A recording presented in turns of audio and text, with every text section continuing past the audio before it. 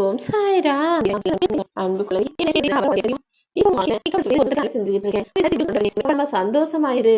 தேவையில்லாம கவலைகளை சுமந்துகிட்டு மன பாரத்தோடையும் மன வருத்தத்தோடையும் கவலைப்பட்டுக்கிட்டே வாழாதுன்னு சொல்றதுக்காக தான் இந்த சாயப்பா உன்னை தேடி வந்தேன். மிக மிக அவசரமாக உன்னை தேடி ஓடி வந்த நான் இப்போதே உன்னை காப்பாத்தி உனக்கு நடக்க வேண்டிய நல்லதையும் நடத்தி தரப்போறேன். நீ என்ன நினைச்சுக்கிட்டு இருக்க? வாழ்க்கையில சந்தோஷங்கிறது காசு பணம் இருந்தாதான் நினைச்சுக்கிட்டு இருக்கியா? நிச்சயமா இல்ல. நீ வாழும் இடத்திலும் வாழக்கூடிய வீட்லயும் உன்கிட்ட இருக்கிற பொருட்களிலும் காசு பணத்திலும் உன்னுடைய சந்தோஷம்ங்கிறது கிடையாது. என்ன கிடைச்சாலும் எவ்வளவு இருந்தாலும் அதையே மனநிறைவாக ஏத்துக்கிட்டு மனச மகிழ்ச்சியா வச்சுக்கிட்டு சிரிச்சு பேசி சந்தோஷமாக உன் வாழ்க்கையை வாழும் விதத்தில்தான் வாழ்க்கைக்கான வெற்றியே இருக்கு. இப்போ நீ எதெல்லாம் தப்பு நினைச்சுக்கிட்டு இருக்கியோ, எதெல்லாம் கஷ்டம் நினைச்சுக்கிட்டு இருக்கியோ, எதையெல்லாம் நினைச்சு கவலைப்படுறியோ அது அனைத்தையுமே உனக்கு சரி செய்ய வேண்டிய பொறுப்பை உன் சாயப்பா நான் ஏத்துக்கிறேன் என் செல்லமே. என்ன நடந்தாலும் எது நடந்தாலும் என்னுடைய குணத்துல இருந்து நான் மாற மாட்டேன். நான் நல்லதை தான் செய்வேன், நேர்மையா நியாயமா தான் வாழுவேன்னு நல்ல குணங்களை மட்டும் உனக்கு தகுதியாக வச்சுக்கிட்டு நான் இப்படித்தான் என தலை நிமிர்ந்து நிக்க ஆரம்பி. உன்னை புரிஞ்சுக்கிறவங்க புரிஞ்சுக்கட்டும், புரியாதவர்கள் விலகி போகட்டும். அதை பத்தி எல்லாம் நீ கவலைப்படாத. உன் மனசுல இருக்க கோபத்தையும் மனக்குழப்பத்தையும் சரி செஞ்சு பயத்தை போக்கி உன் வாழ்க்கையில நீ ஜெயிக்கிறதுக்கு உண்டான வழியை இந்த சாயப்பா நான் காட்டுவேன் என் செல்லமே. நீ பேசக்கூடிய வார்த்தைகள்ல ஒரு வார்த்தை அழிக்கும், ஒரு வார்த்தை உன் காயத்தை குணப்படுத்தும், ஒரு வார்த்தை நீ ஜெயிப்பதற்கான சக்தியையே உனக்குள்ள உண்டாக்கும். அதனாலதான் எப்பவுமே யோசிக்கக்கூடிய உனது சிந்தனைகள் கூட அழகானதாகவும் உண்மையானதாகவும் நேர்மையானதாகவும் இருக்கும்படி பார்த்துக்கோன்னு சொல்றேன். ஏன்னா உன்னுடைய யோசனைகள் தானே சிந்தனைகள் தானே செயலாக மாறுது.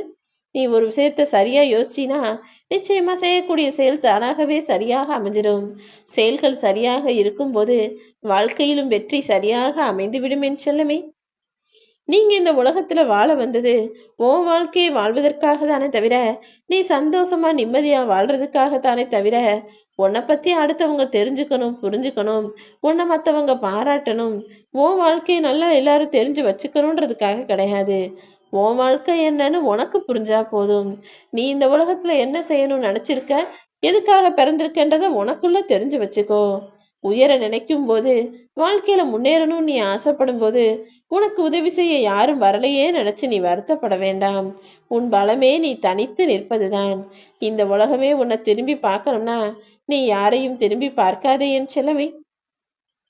உன் வாழ்க்கை உன் வேலை உன்னுடைய கடமைகள் உன் பொறுப்புன்னு உனக்கான விஷயங்களை பத்தி யோசிச்சுட்டு போய்கிட்டே இரு. காலம் மாறும்போது உன்னுடைய கவலைகள் எல்லாம் தீர்ந்து நீ வாழ்க்கையில நல்ல நிலைமைக்கு வரும்போது இந்த உலகம் உன் பின்னால கைத்தட்டி பாராட்டிக்கிட்டே உன் கூட சேர்ந்து நிற்பாங்க. கையில் இருக்கும் பணம் குறையும் போதுதான் ஒரு பொருளின் அருமையே உனக்கு தெரிய வரும்.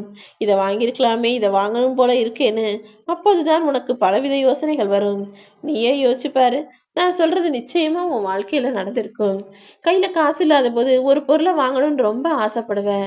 அதற்கு பிறகு உனக்கு வருமானம் கூடிரும், வரவு அதிகரிச்சிரும், கையில காசும் இருக்கும். ஆனா அந்த பொருளை வாங்குவதற்கு உனக்கு மனசு இருக்காது தானே.